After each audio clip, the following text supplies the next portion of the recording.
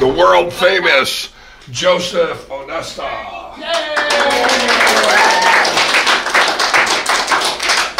Okay. Oh, indeed, it is a hand-painted tie. They will be for sale in the London. I don't have anything to sell, and I wish I had brought some books for you. I didn't bring books, so you can go and buy them.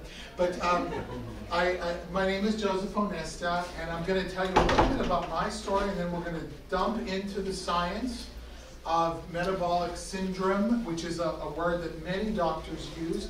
But the word syndrome, of course, means we don't know where it came from. That's what, anytime a doctor uses the word syndrome, it means. So, but we do know. We do know. And I'm just going to begin with a question, because I'm going to talk to you about a paradigm shift in medicine and in our society. But I want to know, very seriously, how many people have to die before people are willing to change this paradigm? I'm telling you, the science that I'm going to talk to you about is constantly being updated, but it is old. In fact, I have a reading list. I'll offer you a reading list. You can go to my website and get it. You can actually buy those books cheap. That's how old this knowledge is. So, I wrote 2 books. I have to tell you about them because it's part of my plan. And the first one is called the Hypnofasting Program Guide. Now, there are 3 guys out there using the term hypnofasting, right?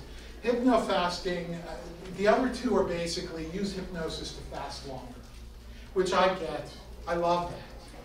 But my hypnofasting is based entirely on presenting cognitive arguments for a change in lifestyle.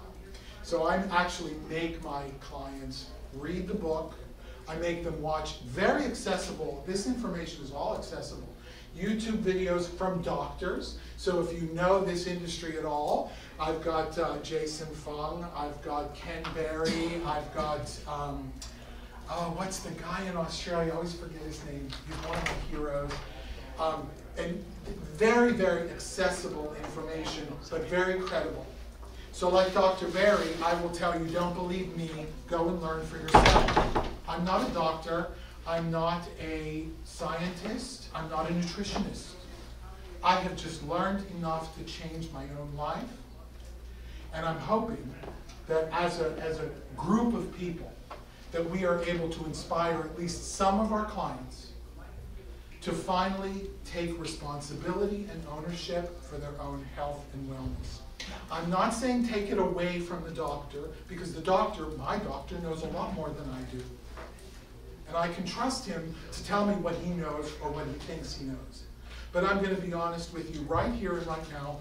In the last 3 years, I have educated my doctor more than he has educated me. Yes. Yeah.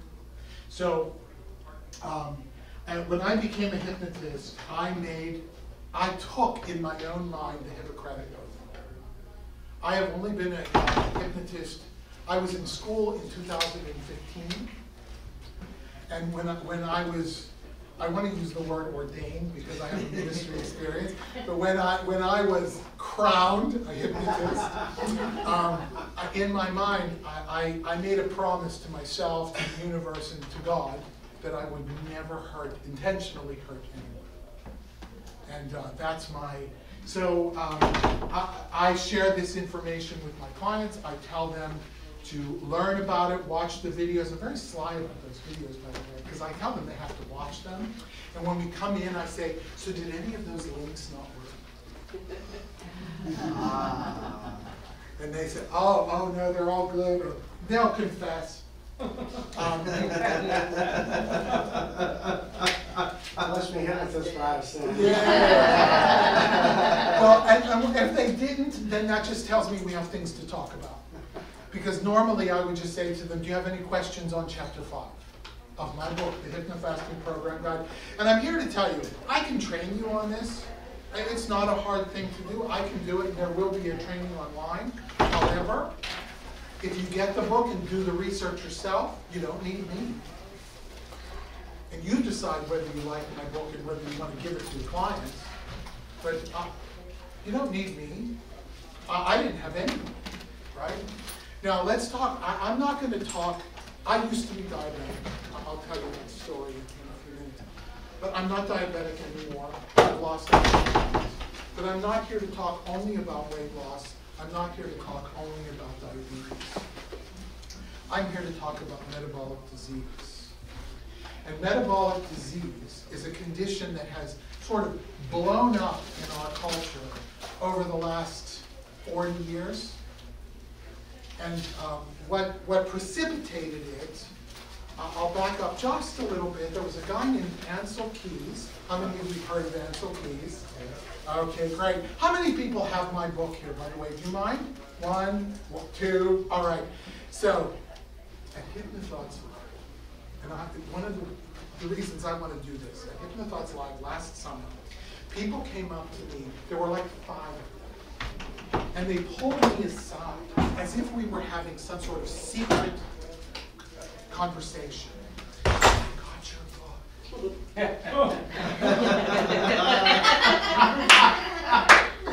And I lost 40 pounds. Oh, wow. Another one, I got the book and I'm off insulin entirely. I got 5 people. And I'm standing there thinking, and why don't you go and review my book? Let's go! Go back to Amazon and review the bloody book. You know, it's all right, okay. And then there were other people that would come up to I had a table, they would come up to me and say, well, what I do works. And it's like, of course it does. Of course it does. I want you to know that diets work. They absolutely work. They just, can I be a little strong in my language, do you mind? A little bit taking after Melissa Tears, excuse me for saying it, but they fucking mess up your metabolism. If you go on a reduced calorie diet, you mess up your metabolism. And so you end up on this cycle. James, you were talking about the person who intentionally did it, but this cycle of lose weight, oh, I messed up, I'm going to go off my diet because now I've reached my goal, I mess up, I now have to come back. Bullshit. When clients leave me, they not only know how to do it, they know how to learn about what's new. And the whole point is, I don't know how many people have to die, but I'm not going to be one of them.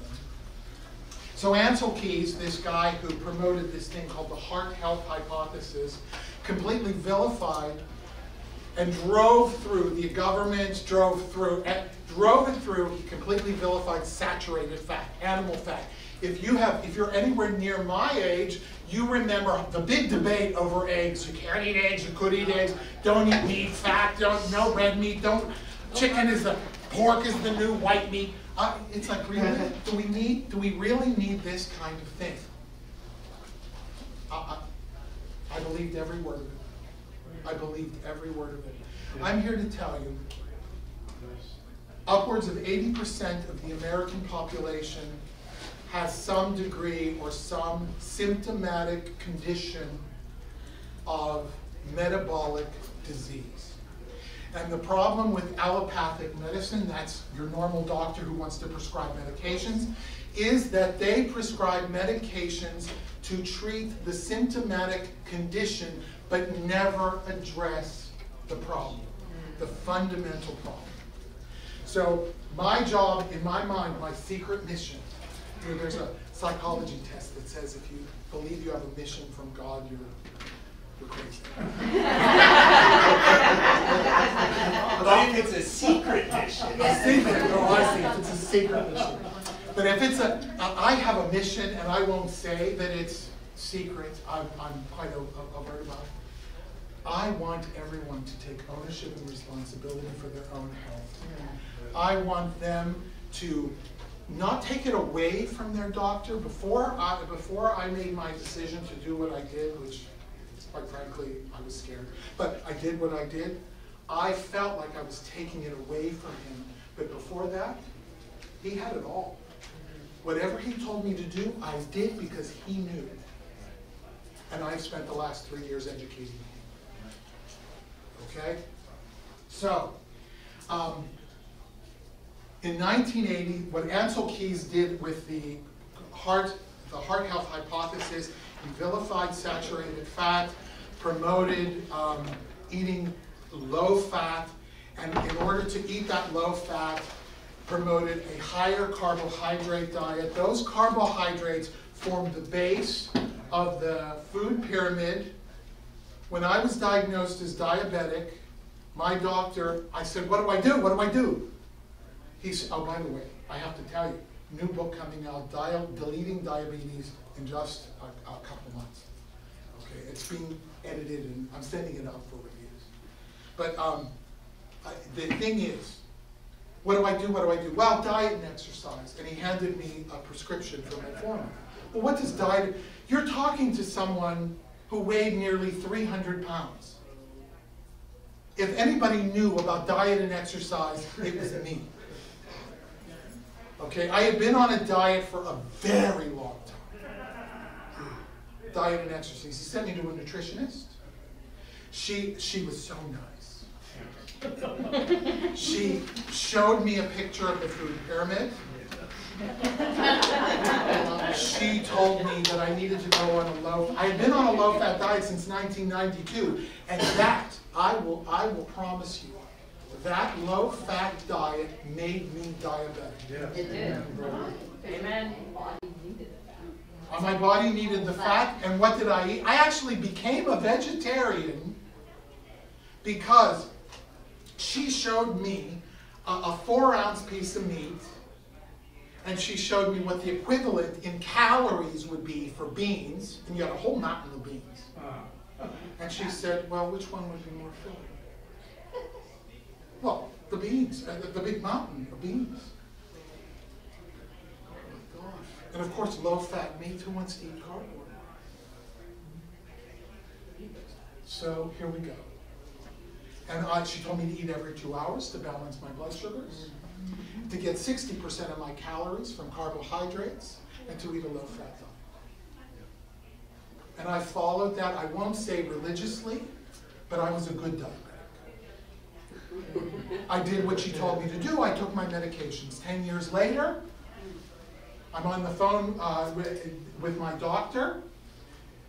He got my results. I'm talking to him. He said, I want to put you on a 3rd medication.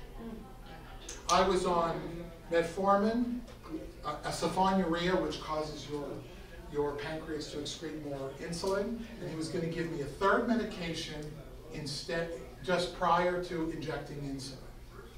Now, he used the words chronic and progressive when he told me I was diabetic, and I'm going to tell you, if you do what your doctor tells you to do, it definitely will be chronic and progressive. And I'm not telling you to disobey your doctor. I'm telling you to learn and make your decision. He told me that, I got scared. My A1C was 10. And I was a good diabetic. Not perfect, but I was a good diabetic. Now, what do I do? Oh, I got really scared. I will tell you, because I knew a guy, a husband of a friend of mine, he was a type 1 diabetic, and if you don't know the difference between type 1 and type 2, you better look at it. Okay, type 1 people don't have a pancreas that works. Type 2, you have a pancreas that works. It's just getting tuckered out. And and I watched, I'm going to call him Lenny because that's the name I use in the Deleting Diabetes book. It's not his real name. I watched Lenny go through amputation after amputation after amputation after amputation until he was a stump. And then he died. And so when the doctor told me he wanted to put me on insulin, who do you think I thought of? Okay, so I'm going to tell you, it's a lot more than obesity. It's a lot more than diabetes. Okay, and I was gonna have this nice slide up here, but it didn't work. We have obesity. You've probably heard the words insulin resistance. Yes. We'll talk a little bit more about that in a minute.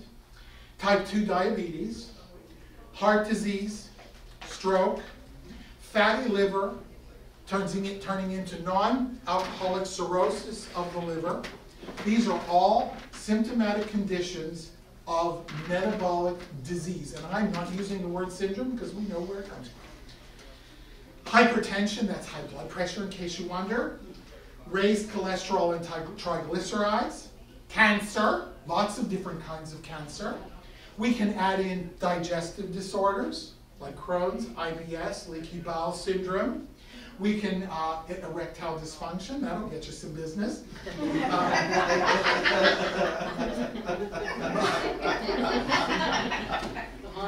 A little, I call them my boner boys.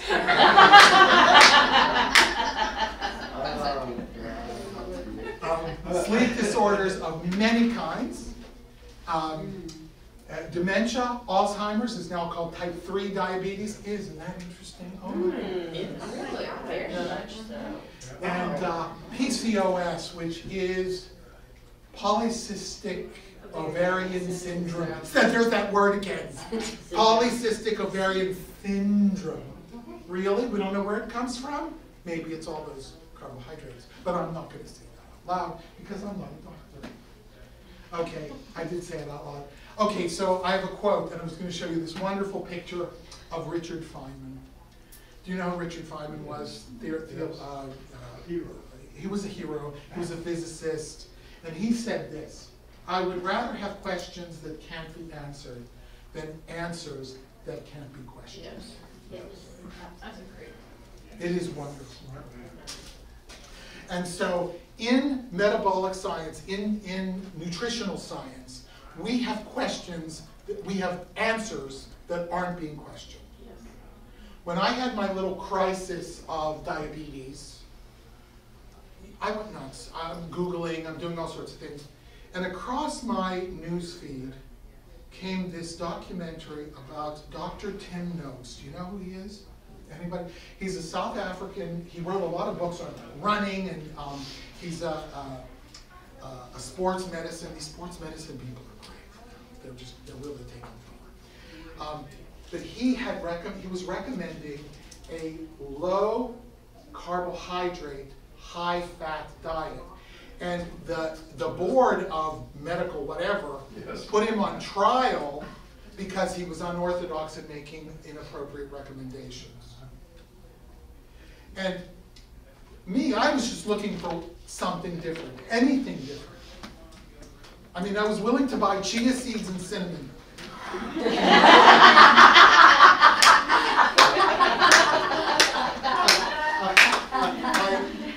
And so when I saw this man, and there's on the reading list that I will send you if you write down my website, and put in your name in there. I'm not going to market you.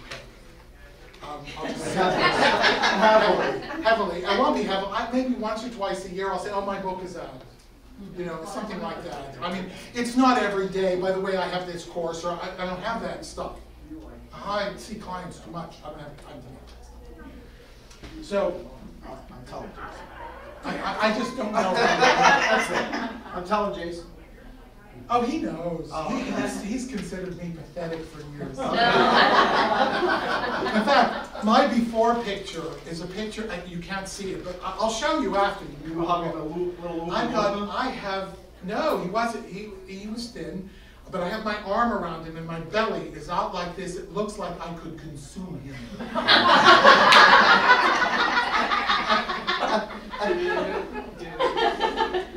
Okay, so understand that this documentary on Noakes, and then because I had liked it, I mean, I was mesmerized. This man had science everywhere.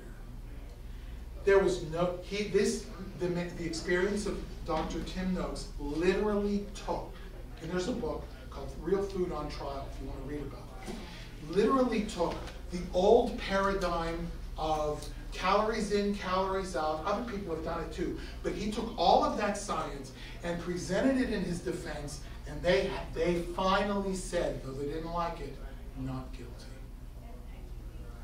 And it was his trial that gave me hope. I found Jason Fung. Jason Fung wrote the diabetes code, the obesity code, and the cancer code. Okay, I found Low Carb Down Under, this conference. It's all over YouTube. My gosh, you should subscribe. Low Carb USA. If you want to be a certified diet coach or something like that, you can go and pay $600 to Low Carb USA. I considered it, but do I need the title? Not in my mind. And you know, what's it going to get me? And so what I discovered was the science behind what was wrong with me.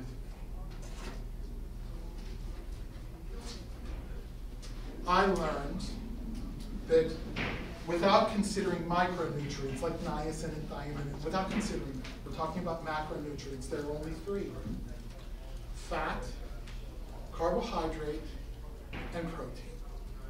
There are only three. Most foods, by the way, straddle 2, sometimes 3. So we're not talking about a restrictive diet. I don't know that any of my clients have ever gone no carb, right? They reduce those. But you know, they'll come to me and say, well, what about ketoacidosis? Oh, yeah. Anybody heard of ketoacidosis? It happens in the absence of insulin. If you have any carbohydrates and your insulin is still working, if your pancreas is still functioning, you're not going to get ketoacidosis. It requires high sugar, which you won't get with sugar restriction. Right. So we're on the same page. Forget ketoacidosis. If you're in ketosis, you might have a little bit of keto flu. I had one day I felt like I was coming down with a cold. The first time I went into ketosis, and I was on a little group, and I said, yeah, I feel like you're probably just experiencing keto flu. I went to Walmart for $7, bought the little test strips that you pee on. It was dark. I'm in ketosis now. I didn't know. I'm burning fat. Now here's what I learned, right? Those three. We have carbohydrates, fat, and protein. Carbohydrates, when you eat the carbohydrates, your blood sugar goes way up, spikes, and then it begins to come down. When your blood sugar falls, and this is a natural trigger, you get hungry. So if you eat carbohydrates, your blood sugar comes down, now you're hungry. It may still be high, but it's coming down. Do you remember the Snickers commercial? Yeah. Eat your Snickers bar in the afternoon when you're falling asleep. If you've ever tried it, you know that 10 minutes later you were back at the vending machine for another. And if anybody tells you that you sleep after Thanksgiving dinner because of the tryptophan in the turkey, look at them and say, liar! It's all the damn, excuse my language, it's all the sugar on that table. There is nothing that is not sweet. That's why you drink sweet wine for Thanksgiving. You drink a Gewürztraminer or a Riesling because it stands up to all the sugar. Oh, did I just expose something about myself in wine? Okay. So I have this picture of the digestive system, which I paid for, by the way, but I can't show you. And what it shows is everything from the mouth down, but it doesn't show the brain. And as a hypnotist, you should know that nothing happens from the mouth down that doesn't also happen in the brain, right? And so, how many times have you heard someone say, you know, I need to eat? How many of you, and I'm going to use the word fat, how many of you have heard a fat person say, I need to eat? Okay, well, they felt like it, but it was in their head. When I first started fasting, I'll tell you about that. When I first started fasting, my husband would say to me, you're starving! starving yourself. And I would look at him and say, I could make it through a famine. I'm not starving myself. I'm not. And hunger doesn't last very long. And if you're a hypnotist, listen, if you don't know how to deal with hunger, talk to me, right? But hunger is not a big deal. It's not a big deal. So you think about eating. It's called the cephalic insulin response. It also happens when you eat artificial sweeteners that have no calories in them. Your brain sends a message to your stomach, your pancreas, and your liver. Hey, we got sugar coming. We got food coming. So your stomach starts to secrete juices just like Pavlov's dogs. Your pancreas starts to secrete insulin, and your liver stops a process called gluconeogenesis. Gluconeogenesis is a big word for your liver is taking stored energy and converting it into active energy. So just thinking about it, that can happen. Imagine what happens if you actually eat something. My clients always ask me, what could I have during the fast? Water. Water. Okay, coffee with no cream. And look, longer fasts, we'll talk about intermittent fasting, but longer fasts may require a little bit of help in the beginning. But once you know, you can do it. How many of you fasted more than 24 hours? How many, oh look, I love you. How many of you fasted more than 72 hours? How many more than 5 days? 1, 2, 3. Wow. Okay. So, there's not, you don't have to fast 5 days. You don't have to do that. There are reasons for doing it. You might want to trigger autophagy or something like that, which it's not, but we don't need to do that. When I eat something, my body will take carbohydrates, and I don't care how complex they are, that's bullshit. Especially when they're ground up into bread and pasta,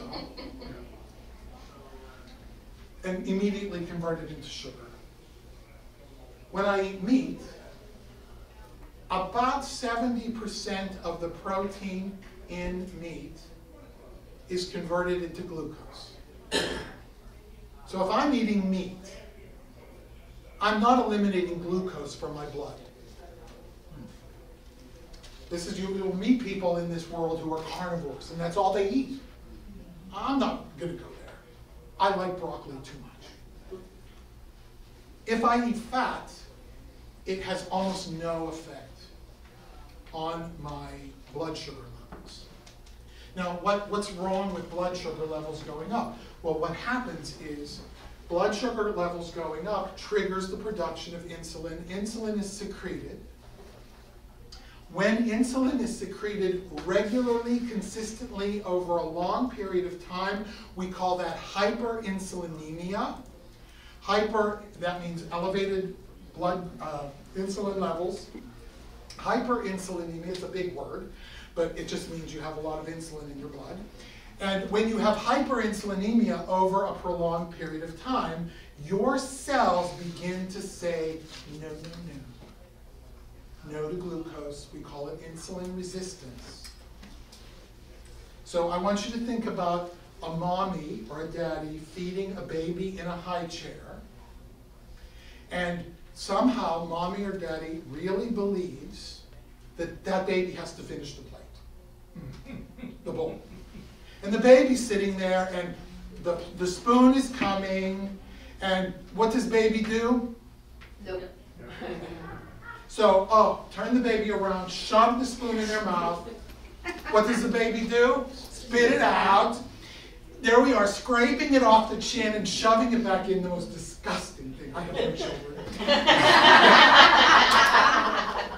So, we have this going on, and baby is force-fed. When our insulin levels go up, that's exactly what's happening in our cells, because the cells are saying, oh, I got enough. Gee, man, what are you doing to me? how much can I eat? I'm full already. So it resists it, and it chemically does this. It's like, I'm not doing that. But your body also says, I gotta get rid of this sugar. Because sugar in the blood will cause me to rot from the inside out like lead. I gotta get rid of this sugar. So where does it go? It goes into the liver. The liver takes that sugar, and the first thing it makes is a thing called glycogen. Your liver contains about a day, 12 hours to 24 hours of glycogen. And that is a broad range, 12 to 24 hours. It depends on your insulin resistance. The more insulin resistant you are, the longer that glycogen is going to last. Then, terrible. No more room for, we can only keep so much in petty cash. We got to make a deposit. The deposit happens first around visceral fat behind your abdominal wall, which is, if you don't look fat, it's called tophi, thin on the outside, fat on the inside, and it's measurable. And then it starts to move it around. Look, I still got this. I still got it.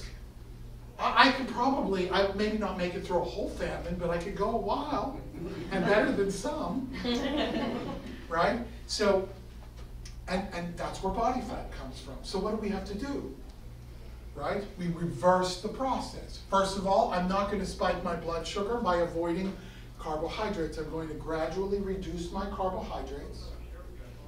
And I say gradually because I want you to know that if you do something drastically, unless you are coaching your clients, if you do it drastically, they think of it like a diet, and their intention is to go off that diet when they reach their goal. They come to us feeling hopeless. They don't believe it's going to work. But there's something inside that says, maybe. But they expect failure. They expect it. And so I think they need this education. It's not your fault. In 1980, the federal government of the United States, the Food and Drug Administration, created the food pyramid. And whether you like it or not, we have lived up to those recommendations for the last 40 years, and we are now a nation of fat diabetics. When I was a kid, I didn't know any type 2 diabetics. When I graduated high school, I was fat because I had a 34-inch waist. Most boys in my graduating class had a 28. They played on the football team, 30. I had a 34. So I was fat for that. But I look at pictures and I say, oh, it's hot. It's good. Oh my gosh, if I had only known how hot I was. But the truth is that everybody was skinnier. But now the nation, there are kids in 2nd grade who have a 34-inch waist. Look at pictures of the swim team. I said, this is the swim team? I'm looking at a bunch of ripply guts and everything. I'm teenagers. I'm like, what? Swim team? The only... No swimmers build anymore. No. And you look at the wrestlers who have to weigh in for the ounce. It's really insidious. But in any case, Williams is like, yeah, because he knows about wrestling. You have to weigh in for the, I had a roommate who was a wrestler. Yeah, they spit to make the weight go down. Oh my gosh. But he had to go through, he would take off his underwear to weigh because that 1/10 of an ounce or something. And oh my gosh, he was such a, he would grind his head into the floor to strengthen his neck. He was a tool.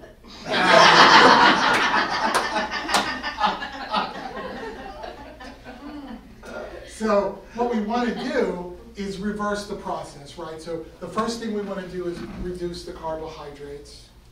And you can imagine what clients go through when you tell them that corn is not a vegetable, it's a grain. Okay? And so, and in some parts of the country, saying corn is not good for you is a really bad word. Okay. So, We reduce our carbohydrates because we don't want to spike that insulin. We also decide not to eat long enough to let our liver begin to access glycogen. We want, in the beginning, accessing glycogen is a novelty for your liver. Because if you're eating every 2 hours, there's never an opportunity. All right, even if you go to bed and don't eat anything all night and wake up the next morning and eat, most people, I call that the natural fast, right? Most people that come to me have a natural fast of 10 hours. 10, not even 12. They're never getting to glycogen, even if they're perfectly healthy. And they're not. They have metabolic disease. So we go for 16 to 18 hours as a goal. Maybe later on, they're going to pull back a little bit. It might be 14. Life happens. Somebody comes in from out of town. We go to dinner. Okay. But we make this a habit. And we build up to it gradually because you can't go from 10 to 18 hours. You'll starve. And you'll be telling yourself you're starved. As hypnotists, you must know. What happens to me? What happens to my body if I say I'm starving? It believes it. It believes it. Goes back to the I am principle I was talking about Yeah. earlier. Amplifies. Your I body, am hungry. You all of a sudden you become hungry. hungry. Right. I teach my clients, thank you for bringing that up. We never say I am hungry. I feel hunger. It puts a little distance. And it's like you're feeling hunger. What do we do when we feel hunger? We observe it. We get a little mindful about that. We observe it. And they look at me, it's like, no, you're not going to eat just because you feel hungry. It's all in your head. Oh. Like Jason Funk says, if you're laying on your bed, clutching your gut, suffering, have a little bone broth. Have a little bone broth. It's not going to spike your sugar that much, and it'll psychologically convince you you can make it. All right. So, well, I'm actually doing fairly good.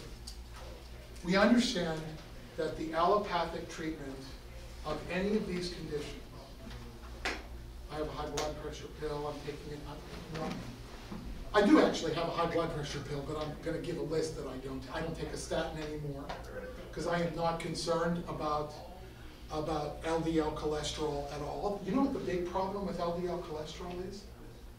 You glycate it.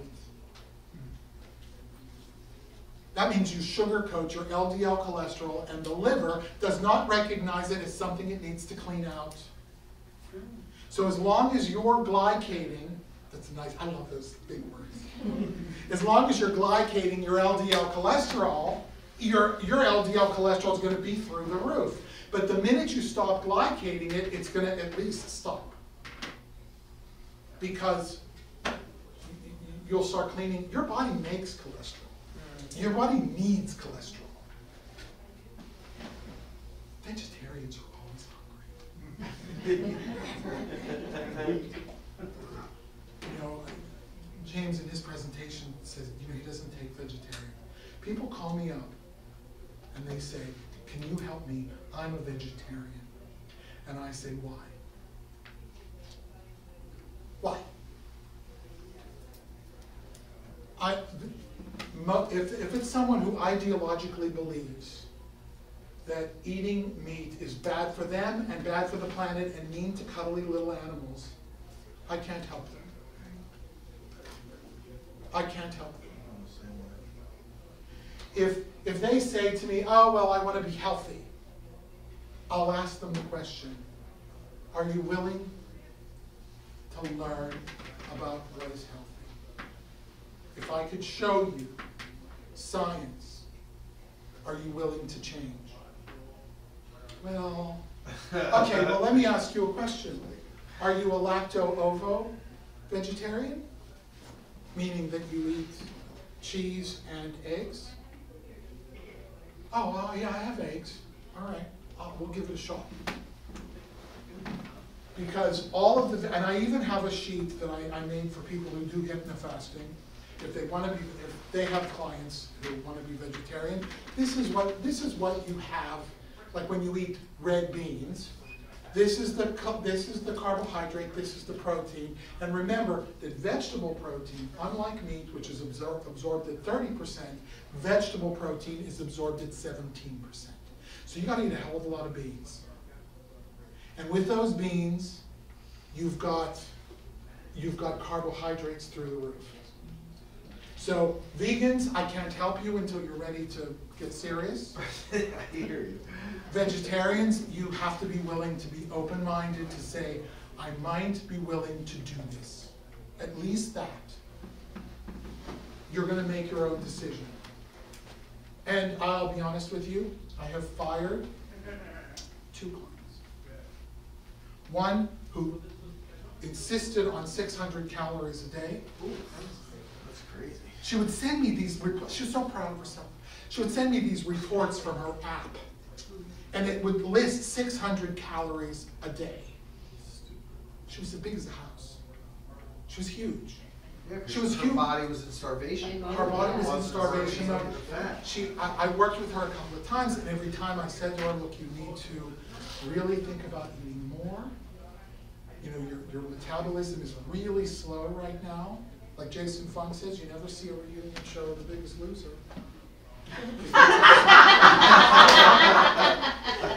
That's exactly what they did. They did extreme exercise. Now, I don't use the word exercise either. I call it activity. Because if you think exercise is 20 minutes 3 times a week, you need to wake up and smell the coffee. That's not going to change your metabolism. Your energy level must be regular. So we raise activity level. When somebody asks me, well, what kind of exercise should I do? I don't know. Find something you like. Find something that you think is fun. Go find a karate dogan and take the free class and see if you like it. Go take dancing lessons. If you do that again.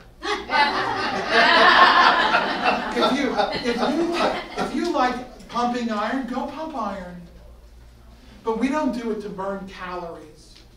Any fat person who's ever bought a gym membership knows you could be a half an hour on a treadmill, sweating your ass off, excuse my language, sweating your ass off, and you burn 45 calories. Right. You had more calories in the milk in your coffee that morning.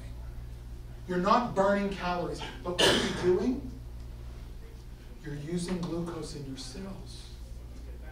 And if you're using the glucose in your cells, they open up a little, don't they?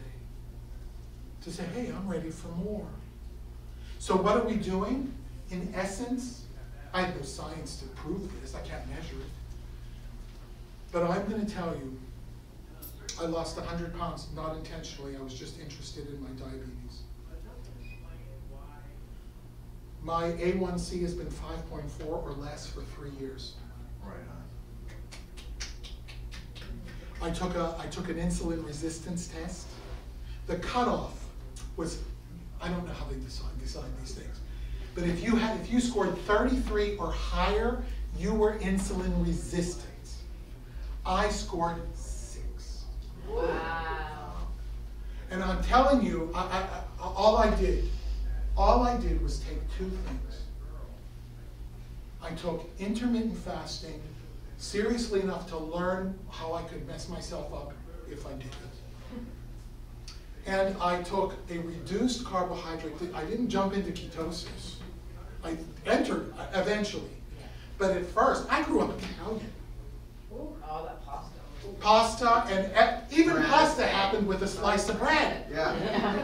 Pasta sandwich. Well, I never had a pasta sandwich. Oh, but I have been well known to take a piece of homemade bread and slather sauce on the top of it and eat it. You know, this is anti-culture. Yeah. Right. I haven't really had real pasta in 3 years, but I don't miss it. I don't miss it. Right. And I can't believe that. I can't believe that. But when we get to the hypnosis, like, how are we for time, by the way? 40 minutes. We have 40 minutes, good. Okay, so we start with the dietary change. We start with cutting down the carbohydrates. From the first week to the second week, I always want to call them students because I taught for 30 years. My clients take pictures of their food the first week, and we talk about the makeup that's on the plate. What's carbohydrate, what's protein, what counts as fat. You'd be surprised how carbohydrate these plates are. And then I say, okay, the next stage, we're just going to take whatever carbohydrates you have, whatever they are, cut them in half. You can fill your plate up with above ground vegetables, not below, because the ones below are starchy. I make it easy. Potatoes, carrots, turnips, those are starchy. We're above ground vegetables, and you can pour bacon fat on them if you want to. Oh, I can have bacon? It's like, chow down. Although I will tell you, if you have a client, if you're going to do this kind of work and you're going to educate your clients, you have to ask them if they've had their gallbladder removed. If they have their gallbladder removed, they are not going to deal with a huge spike in fat right away. It has to be gradual over a long period of time because their liver produces only a certain amount of bile, and it's not used to doing that because there's no place to store it. Okay? So if they've had their gallbladder removed, the fat comes up more slowly. All right? And they are the ones. I've only had one client ever tell me that when she got up off the toilet, there was a layer of fat on the toilet, and it's like, well, I think you could back off a little. We extend our fast. For my clients, intermittent fasting doesn't start until after they are steadily at that 16 to 18 hour fasting window, which is a 6 to 8 hour eating window. I love the kitchen closes at 8. I'm going to steal that from you. You go for it. But it's going to be a little earlier than 8. Okay. I'm in Pittsburgh. I got people who have dinner at 4. And this idea of not eating for 16 to 18 hours means I'm thoroughly into glycogen and maybe into, it's called gluconeogenesis, making glucose out of what we've got stored, maybe even into ketosis. Yes. Does the combination of the fasting with the high fat, does that help prevent the spike in triglycerides then? I don't know. Your question is a loaded one because I've been reading about triglycerides. Years ago, and my triglycerides went up through the roof. Triglycerides are the problem, right? It's not LDL cholesterol. So if my cholesterol's low. Okay. I don't know. I'm not a doctor, and I'm not giving you any medical advice. Right? I'm not even Dr. Tim Noakes, who would not give you advice. He would just say, I would talk to your doctor about what's going on. I don't know. There are people for whom what I do is probably inappropriate. And I don't know why. I've just met a couple. Okay? And I'll tell you about them. So, if you don't want to go to the high fat part, just reducing the carbohydrates is going to do it. Then you can ask James, right? Absolutely. It's just going to do it. So just don't do the high fat. But I would say to you, if you are using oil, replace it with a saturated fat. If you want it to be vegetable, then it's coconut. All right? But a saturated fat. Unrefined. Unrefined. Because saturated fat is what carries the micronutrients. It helps them translate into your body. Okay? So you can eat all the spinach in the world, but if you're eating them covered with, soybean oil, and yeah, I read every package. I had a salad for lunch.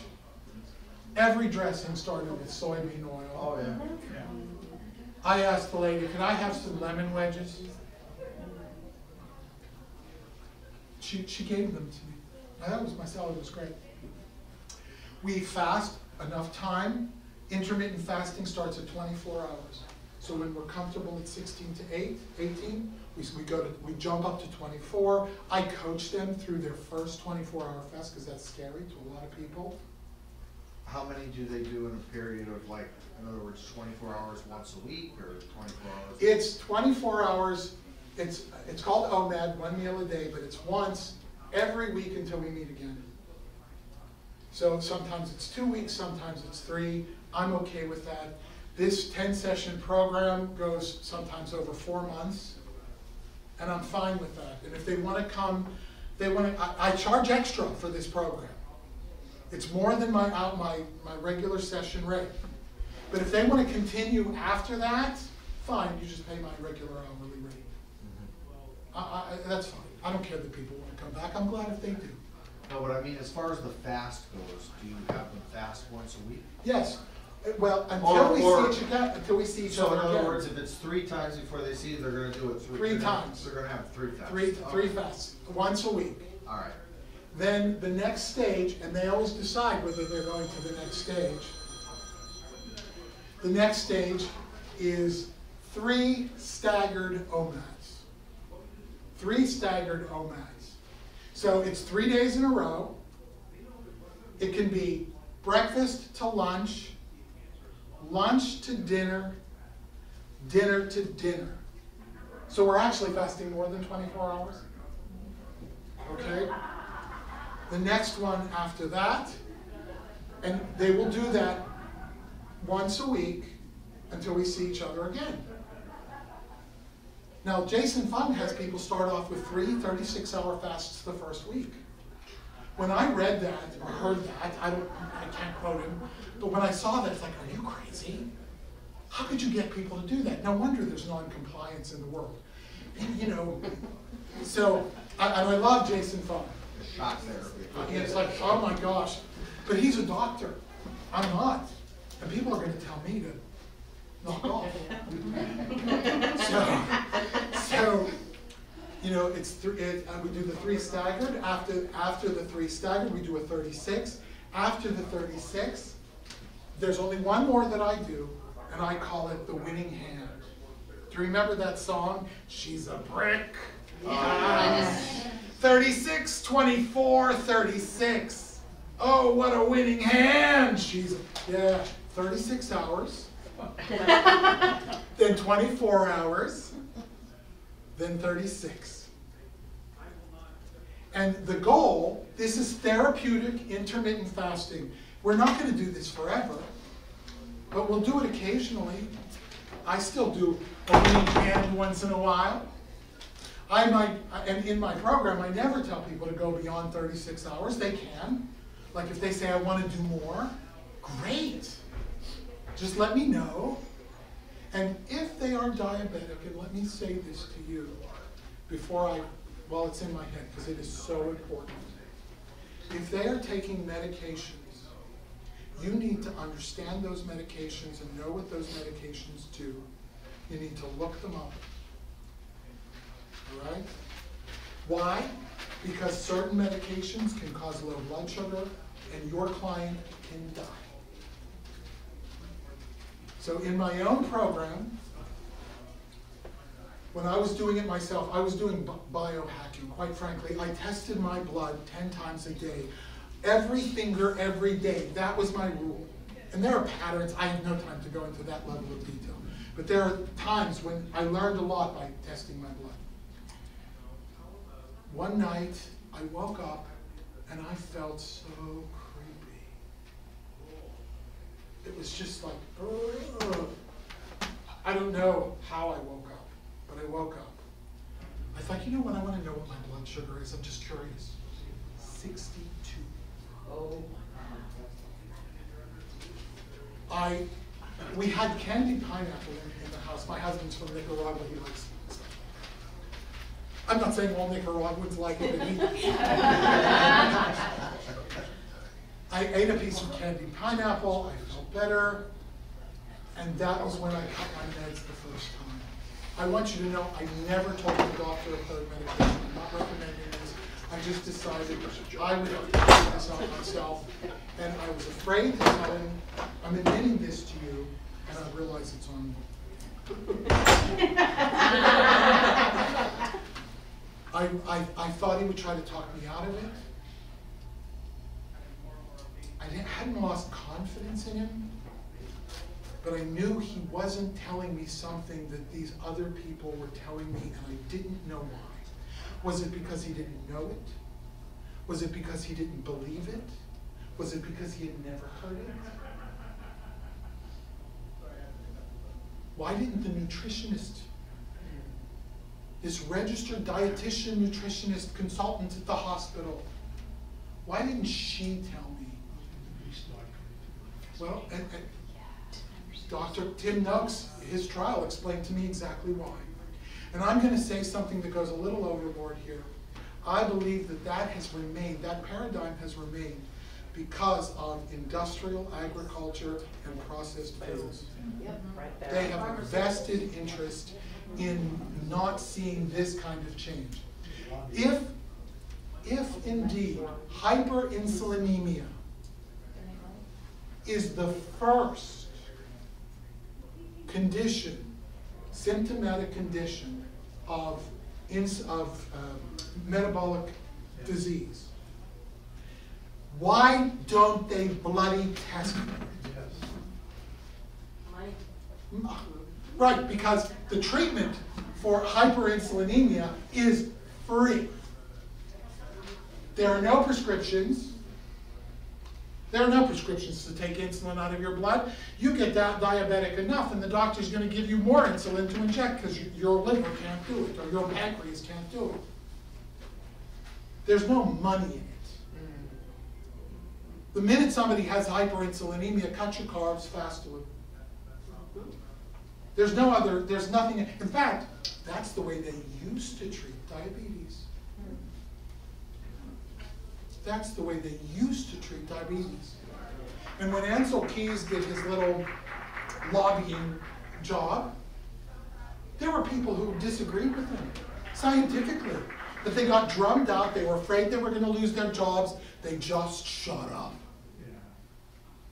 And if you look at Ansel Keys' study, it's cherry-picked, the data. It's completely cherry-picked. So, and what I mean by that is, he didn't include any of the evidence that was contrary to his hypothesis. It was confirmation bias in its purest form, and now we have, believe it or not, there's another kind of bias called publication bias, where they will not publish things that go against the norm. Thank you, Feynman, because we're not going to question these answers. It's called publication bias. And that's why the industry needed people like Nina Teicholz to investigate fat, and Gary Taubes. These aren't nutritionists. They're investigative reporters who know how to read research. And on my reading list, it's there. All right, so what do we do as hypnotists? Oh, I forgot to say, they have to monitor their blood. They have to monitor their blood. And every time I teach them which blood readings, like, what is it when I wake up in the morning is not useful. Because there's this thing called the dawn phenomenon. How many of you have heard of the dawn phenomenon? 1, 2. What happens is, your body, your liver says, ooh, we're going to wake up soon. So let's create some glucose. I was diabetic. I didn't eat since 6 o'clock the night before. At 9 o'clock or 8 o'clock the next morning, my blood sugars were higher than when I went to bed. Ooh! What happened to me? How did that happen? When I found out, I was scared. Until I found out what it was. That was my liver kicking out the glucose, using the glycogen. My liver was kicking out the glucose, and I was still insulin resistant. So my blood sugar went up. But it went back down later. So what did I determine? I'm not going to test my blood sugar until right before I eat the first time. I want to know. And since I'm doing 16 to 18 hours regularly, that's going to be the best blood glucose reading I have. I walked into my doctor, I had a spreadsheet. I don't have it anymore. I erased it. But I had a spreadsheet of every time I had tested my blood and what it was. I go in, because I was nervous. I didn't know. I didn't have my results. I go in and I sit down, and he's looking at his computer, and he's looking, and I said, well, doc, I've done something. He said, I can see that. I said, this is what I did, and I showed him the spreadsheet, and he sort of glossed over. And I said, what do you think? He said, the numbers don't lie.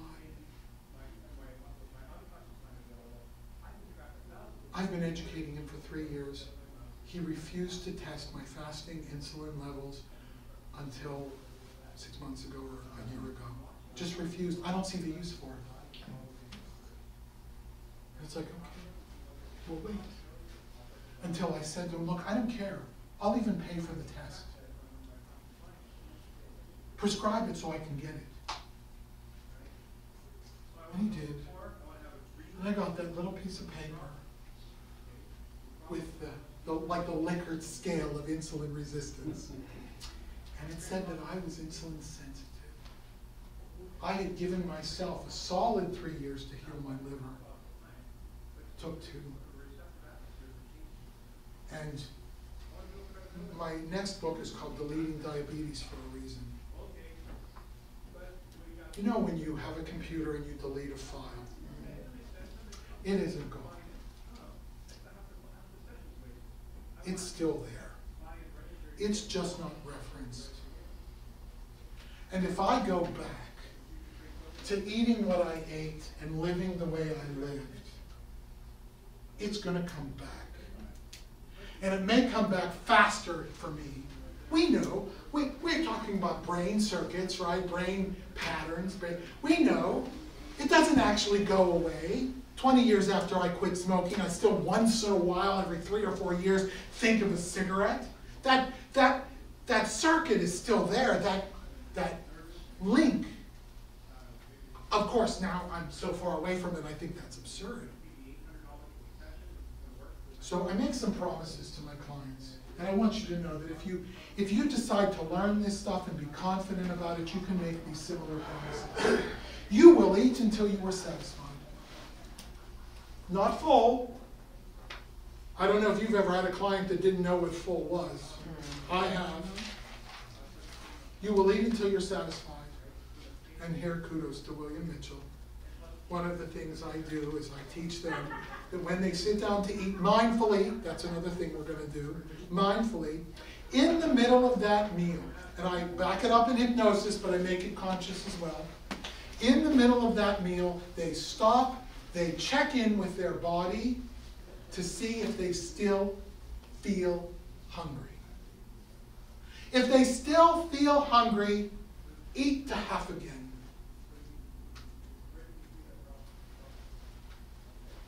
And they keep doing that, but the amazing thing is, you get less hungry.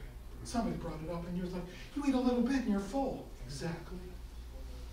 Exactly. Your body knows. But it is more than 600 calories a day. That was a chiropractor must try that. No, I don't know, it's ridiculous. Anyway, so the second thing is you will eat healthy food and you'll know what healthy food really is. You'll crave it, you'll want it, and you'll know what it is. And just because the package says healthy, that doesn't mean. The changes you will make will ultimately change your lifestyle, and your tastes will change. My husband and I went to a wedding. I loved wedding cake. I used to live for wedding cake. He comes back, everybody in this wedding, oh, this is so good, this is an amazing, where did you get it? Oh, we went to the bakery. And I'm looking at it and I think, oh, I want to try that. And I know I can have a bite, right? So I take one little fork off his plate. I don't want a piece. He even offered to go get me one. No, thank you. Remember, I'm starving myself. He's now the fat one, by the way. And he won't let me hypnotize him, which is another. I keep telling him, go to my friend Stephanie Shaw. No, no, no. Okay. I take one bite, I put that cake in my mouth, and it was like, oh, it's delicious. I could taste Crisco. Yeah. It was awful. Yeah. And I'll never do that again. A couple of months ago, I'm visiting friends in New Jersey, we go in, there's this dessert case. And I immediately was happy to see it. It was just beautiful. Pies and cakes and everything. And I knew that the 3 people I was with, every one of them would get dessert. And I knew I could taste it. And as I'm sitting there having my meal, it occurred to me, I enjoyed that feeling, looking at those cakes. That was enough. If I eat that, it's going to taste like crap to me. And I'm going to not enjoy that anymore.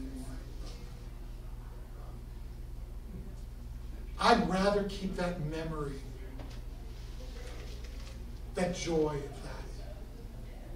My mother, when I was a little boy, we never had ice cream in the house except if it was somebody's birthday, right? And in my family, big Italian family, it was like 47 people.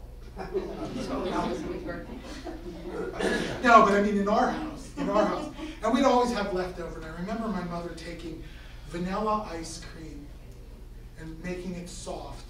Italian ice cream is generally much softer than American. She would make it soft. And she would take potato chips, which we also never had in the house, and she would scoop potato chips with the ice cream. And when I was in college and I was feeling lonely and sad, and I would go and get vanilla ice cream and potato chips. It would make me feel good. And when I saw those cakes and I had that little realization, my mother passed during COVID, not from COVID, she was 100. But I thought, Joseph, you're not going to lose your mother by not eating ice cream and potato chips. You will forever have that beautiful memory of sharing that with your mother. And it's the memory that counts. This happens to my clients too. Client comes in, he says, I was a bad boy. What do you mean you were a bad boy? He said, you know, I was working in a part of town where my favorite pizza joint is, my favorite pizza parlor, and I went in and I bought a pizza. And I said, oh, okay, you know, it's not the end of the world. And he said, you know, as I was eating it, I even asked the guy, I said, did you change the sauce? He said, no. What did you change? This isn't the difference. It's nothing. Nothing. It's exactly the same.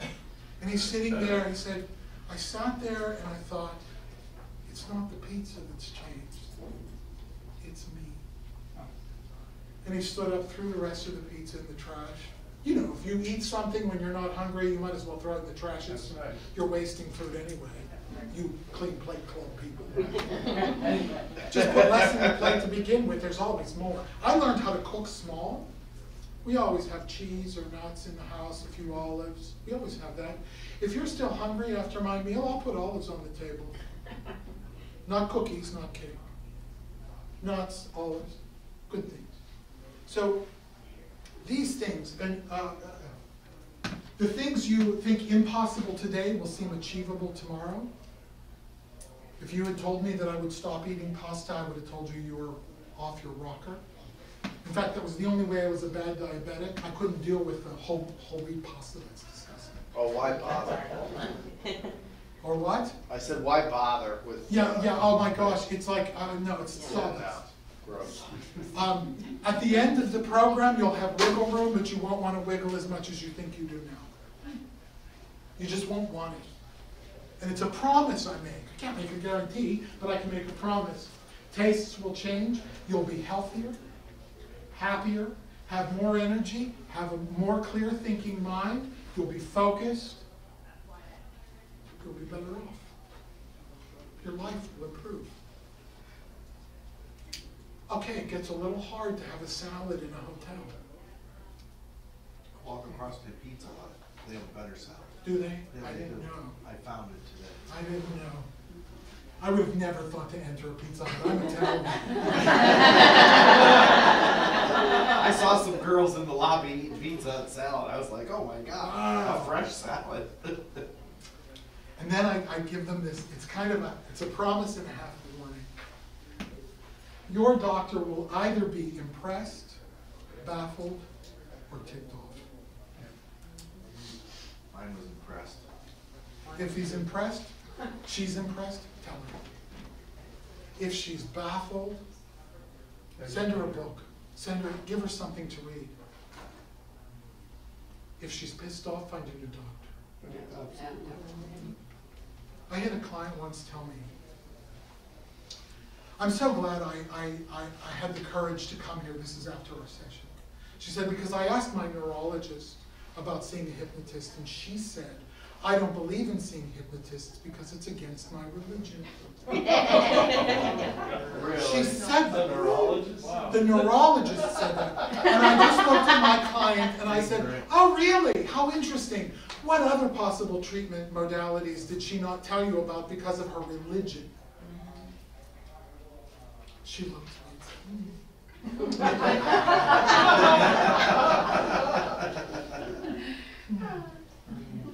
maybe I should look for another neurologist. I didn't suggest it. Yeah, right.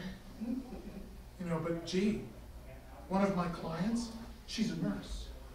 She goes to her endocrinologist.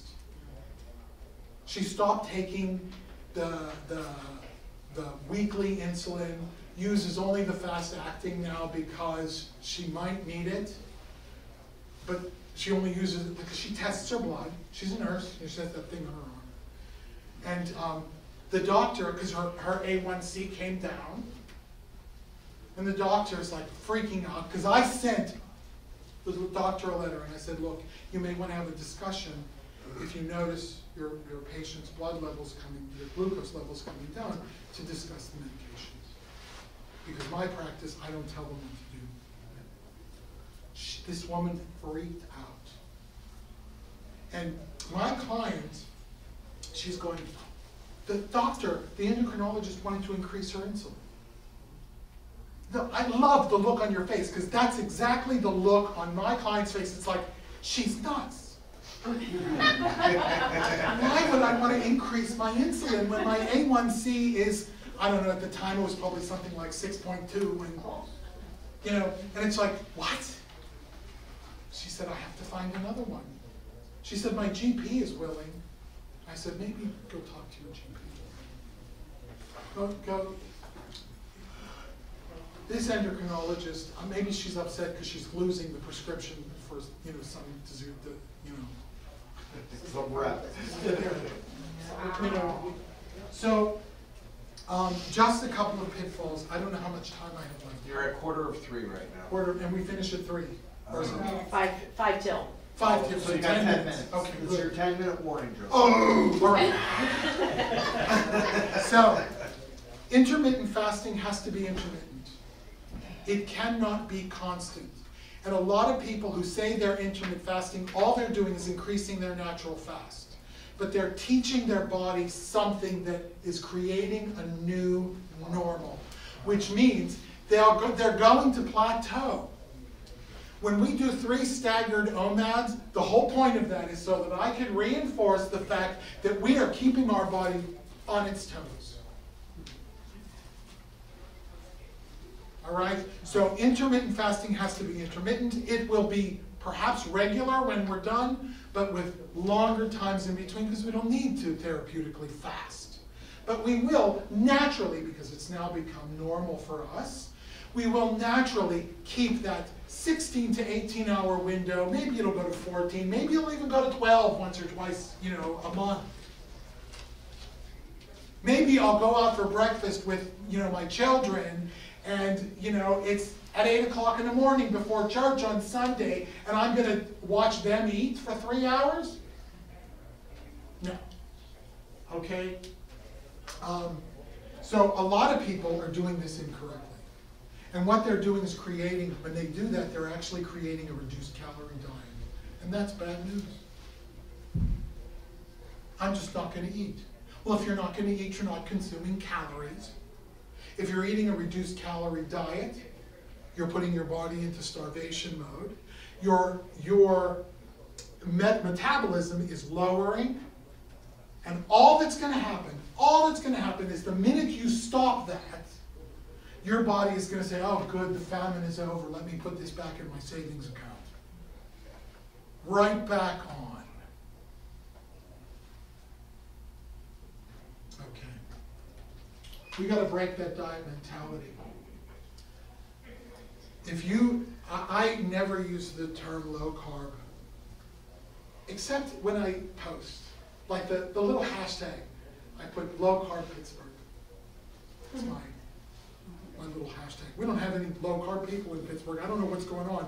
No low carb doctors, no low carb nutritionists. You know what?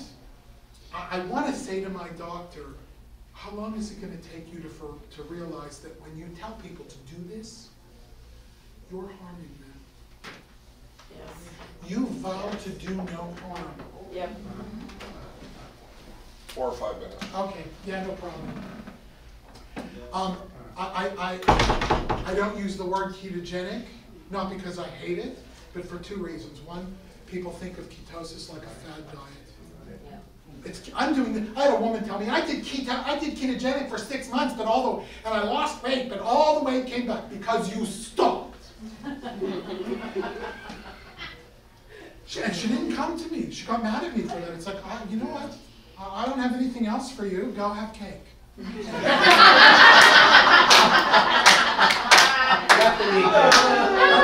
Got the meat cake. It's like, go find somebody else. Right. Right? The only negative side and I've only seen one study about it, the only negative side of extreme ketogenic long-term is that if you eat carbohydrates after that, your body starts to say, well, what the hell do I do with this? So your pancreas doesn't kick in quick enough. But it fixes itself pretty quickly. But it's like, you've forgotten. But if you're eating vegetables, you're getting carbohydrates. Good carbohydrates. Insulin is present. You're not going to go into ketoacidosis. And you're eating good health. Even the vegetarians agree. The plate should be filled with good quality vegetables. I have a question. So someone who doesn't have diabetes, when they eat carbs or sugar or whatever, does their insulin have a natural spike? Oh, absolutely. Okay. And their blood sugar goes up, and this is why thank you for bringing that up, hyperinsulinemia precedes the diagnosis of prediabetes by, I think, up to 10 years. Which means, if our doctors actually tested fasting insulin and we knew it, we'd have 10 years of never being diabetic. And I ask myself, and I'm asking you, to join me, as Nina Teicholz calls us, barbarians at the gate, to think about taking responsibility for your own wellness, allowing your clients to engage in that process, educating them, coaching them, but letting them decide. There are people from England in here. Where are you? Dr. Maggs. Do you know Dr. Maggs? I love Dr. Maggs. He's kind of cute, isn't he? But I love Dr. Maggs. But here, and we have him on YouTube. He's there too. Dr. Maggs is great. But learn from people like Ken Berry, Jason Fung, Low Carb Down Under, Low Carb USA. These are, you know what? I have enough conferences in my life, but I want to go to these low-carb conferences. Because I feel like I'm part of a tribe, the barbarians at the gate, and I'm making noise. I'm going to tell you a secret. I don't care if people remember me. I knew people from the Navajo reservation, and the Navajo never ever mention a person's name after they die. And they say that because if they say the name, they believe that when a Navajo person dies, all that is good goes into the next realm. And all that is bad stays. So if you say their name, here comes the Chindi, the ghost. Well, I'm not afraid of ghosts. For heaven's sakes, I was a Pentecostal minister. I know what to do with ghosts. I really was. Don't ask me more about it. One of my courses on religious trauma. But anyway. He's not kidding.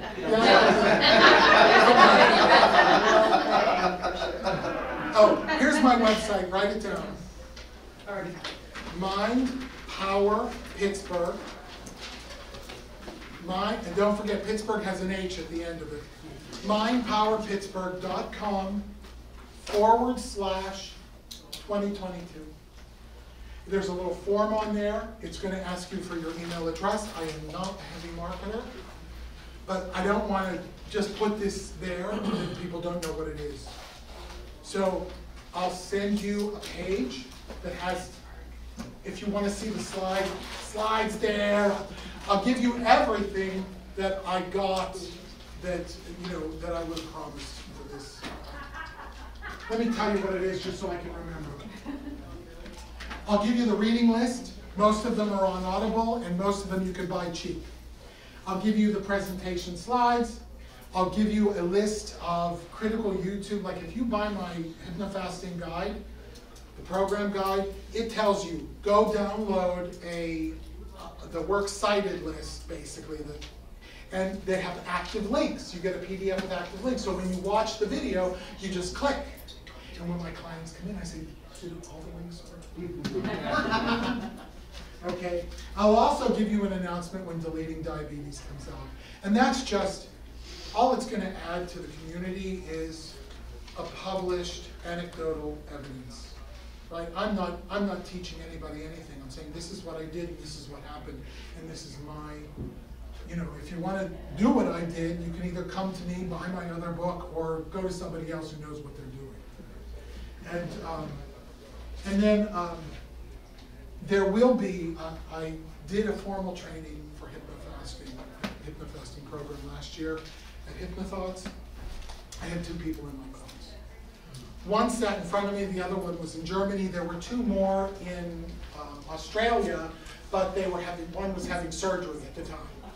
So, yeah, it didn't. But if you're interested in the training, it's not going to be very expensive, I have to promise you. I just ordered your book from Amazon. It's $9.99.